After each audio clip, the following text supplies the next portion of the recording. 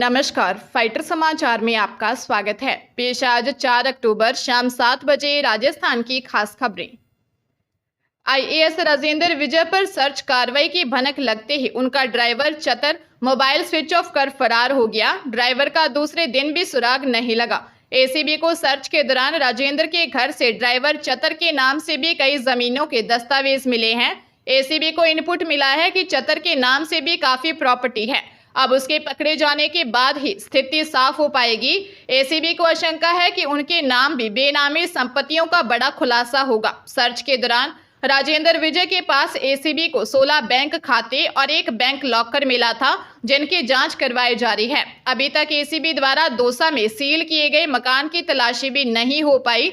उनके परिजनों की मौजूदगी में तलाशी ली जाएगी। बताया जा रहा है कि राजेंद्र ने सीस कीमत स्थित लग्जरी कॉम्प्लेक्स में हाल ही में एक फ्लोर खरीदा था, तब से एसीबी के रडार पर था। लॉकर से भी बड़ा माल मिलने की आशंका है।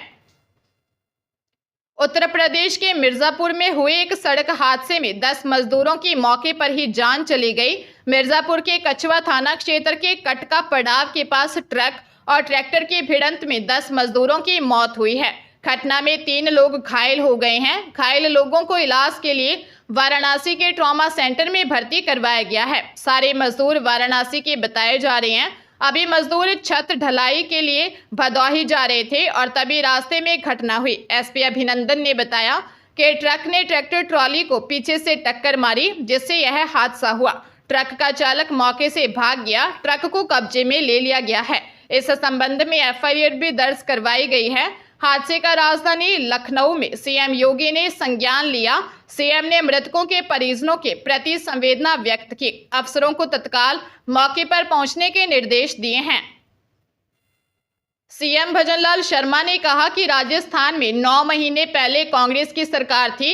उन्होंने युवाओं की आंखों में आंसू लाने का काम किया। पेपर होते थे, फिर पेपर घोटाला हो जाता था। राजस्थान में 19 में से 17 पेपर लीक हुए।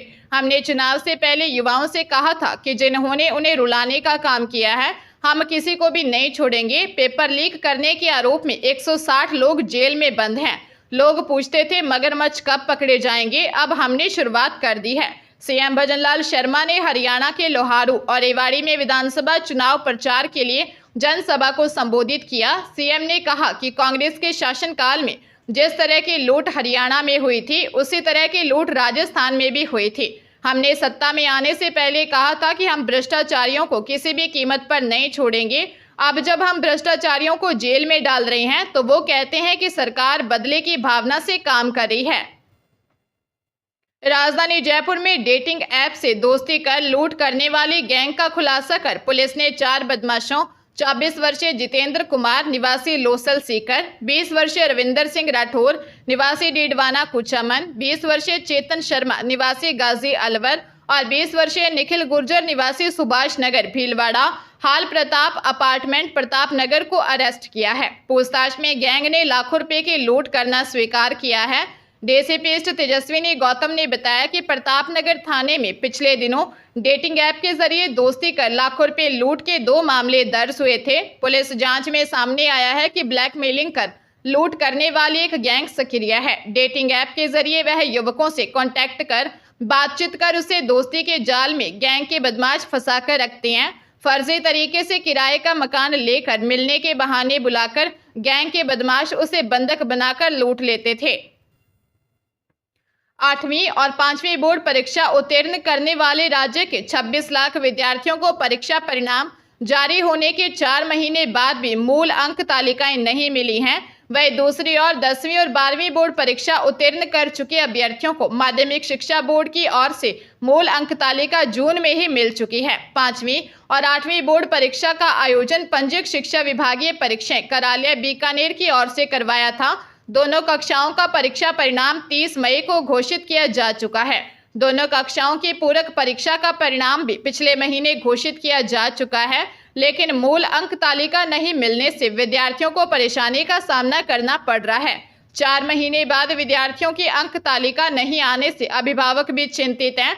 उन्हें अनिश्चितता का डर सता रहा है। लुधियाना में आज अचानक ईडी ने दस्तक दी। शहर के मशहूर कॉलोनाइजर और कारोबारी विकास पासी के सभी ठिकानों पर ईडी की टीम ने छापेमारी की। ईडी ने शहर के सभी ठिकानों पर छापेमारी की और अंदर बैठे लोगों से पूछताछ शुरू कर दी, जिसमें कारोबारी विकास पासी से भी ईडी पूछताछ करी है। कारोबारी और कॉलोनाइजर विकास पासी की एप्पल हाइट्स नाम से अपनी खुद की कंपनी है।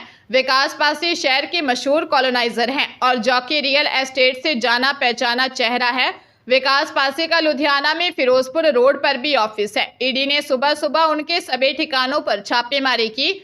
छापेमारी की मुख्य वजहों का अभी खुलासा नहीं हुआ है, लेकिन बताया जा रहा है कि रियल एस्टेट से जुड़ी एक डील को लेकर वे काफी समय से ईडी के निशाने पर थे। छापेमारी के बाद रियल एस्टेट से जुड़े सभी कारोबारियों में खलबली मच गई है। जोधपुर में लंबे समय से मादक पदार्थों की तस्करी में शामिल फरार आरोपियों को पकड़ने के लिए चलाए जा रहे अभियान के तहत एंटी गैंगस्टर टास्क फोर्स की टीम जयपुर ने जोधपुर में बड़ी कार्रवाई की। टीम ने 75,000 और 25,000 के 2 इनामी आरोपियों सहित कुल 6 आरोपियों 32 वर्षीय विनोद बिश्नोई निवासी फिंच, 38 वर्षीय दिनेश उर्फ कालू बिश्नोई निवासी फिंच, 32 वर्षीय राम स्वरूप बिश्नोई निवासी फिंच, 30 वर्षीय गोकला राम निवासी बैरडो की ढाणी सरली बाड़मेर, 19 वर्षीय महेंद्र बिश्नोई निवासी फिंच, 23 वर्षीय मगाराम जाट निवासी राम देवरिया बाड़मेर को गिरफ्तार किया है। गैंग से पूछताछ में कई अन्य मामलों का खुलासा होने की उम्मीद है। डीसीपी वेस्ट राजश्री राज वर्मा ने बताया कि एंटी गैंगस्टर टास्क फोर्स की सूचना पर बोरनाडा पुलिस के साथ मिलकर कार्रवाई की गई। पुलिस ने गंगाना क्षेत्र के एक फ्लैट पर दबिश देकर 6 जनों को पकड़ा है। तलाशी के दौरान उनके पास से 3 पिस्टल, 1 मैगजीन और 15 अवैध कारतूस बरामद किए। सीकर के खाटू श्यामजी थाना इलाके में दिन दिहाड़े युवक के किडनैप का मामला सामने आया है। बिना नंबर के स्विफ्ट गाड़ी में आए 5 बदमाशों ने वारदात को अंजाम दिया। जानकारी के अनुसार युवक धर्मेंद्र मुंड जालुंड गांव में पेट्रोल पंप के सामने अपनी दुकान पर बैठा था। इस दौरान पप्पू जाखड़ सहित 4 से 5 लोग स्विफ्ट गाड़ी में आए। उन्होंने दुकान में घुसकर गल्ले में रखे करीब 30 से 35 हजार रुपए निकाल लिए। इसके बाद उसे गाड़ी में डालकर ले गए। बदमाशों ने धर्मेंद्र के बड़े भाई महिपाल को फोन करके कहा कि भारीजा स्टैंड पर आ जा, तेरे भाई को अकेला आकर ले जा। किडनैप करने वाले युवक पहले धर्मेंद्र के घर पर भैंस खरीदने के बहाने गए थे। इसके बाद बदमाशों ने धर्मेंद्र की दुकान के सामने स्थित चाय की दुकान पर चाय पी और फिर मौका देखकर धर्मेंद्र का किडनैप कर लिया। जानकारी के अनुसार धर्मेंद्र के बड़े भाई महिपाल का किसी महिला के साथ प्रेम प्रसंग चल रहा है। संभावना है कि उसके चलते युवक धर्मेंद्र का किडनैप किया गया है। प्रदेश में सरकार बदलने के साथ ही मिड डे मील के तहत सरकारी स्कूलों में दूध पिलाने की सरकारी योजना का नाम भी बदल दिया गया। खास बात यह है कि इस बदलाव के चक्कर में पिछले करीब 1.5 माह से बच्चों के मुंह तक दूध ही नहीं पहुंच पाया है। दरअसल पहले इस योजना का नाम बाल गोपाल योजना था। मौजूदा सरकार ने 4 सितंबर को इसका नाम पन्नाध्याय बाल गोपाल योजना किया है। प्रदेश भर के लगभग 70% स्कूलों में 15 अगस्त तक दूध पाउडर खत्म हो गया। तब स्कूल प्रबंधकों ने एक दूसरे स्कूल से एडजस्ट कर काम चलाया। अब 6 सितंबर को मिड डे मील आयुक्त ने 65,39,585 किलो दूध पाउडर का आवंटन किया है।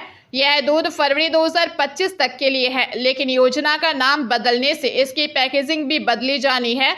ऐसे में समय लग रहा है और दूध अभी तक स्कूलों तक नहीं पहुंचा है। बीकानेर जिले में क्रिकेट मैच में हुटिंग करने पर नाराज कुछ युवकों ने एक युवक को पीट दिया। इसके बाद उसे एक गाड़ी में पटक कर ले गए और खेत में दोबारा से मारपीट की। सूचना पर परिजन मौके पर पहुंचे और उसे हॉस्पिटल लेकर गए। घटना पूगल की है। मारपीट में घायल युवक ने इलाज के दौरान दम तोड़ दिया।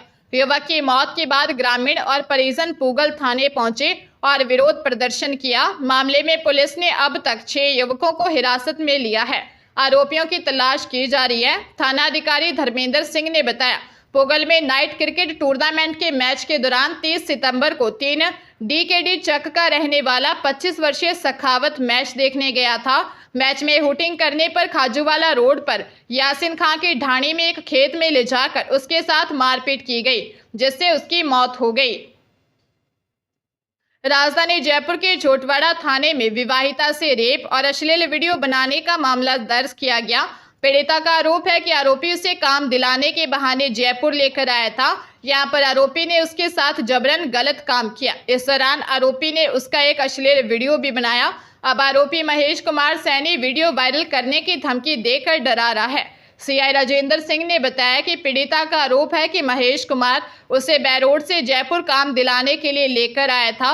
यहां आने पर आरोपी ने उसे एक कमरे में रखकर रेप किया और आरोपी ने एक वीडियो भी बनाया। आरोपी महेश कुमार सैनी पीड़िता को अब वीडियो वायरल करने की धमकी दे रहा है। आरोपी की गिरफ्तारी के लिए टीम बना दी गई है। आरोपी के संभावित ठिकानों पर दबिश दी जा रही है।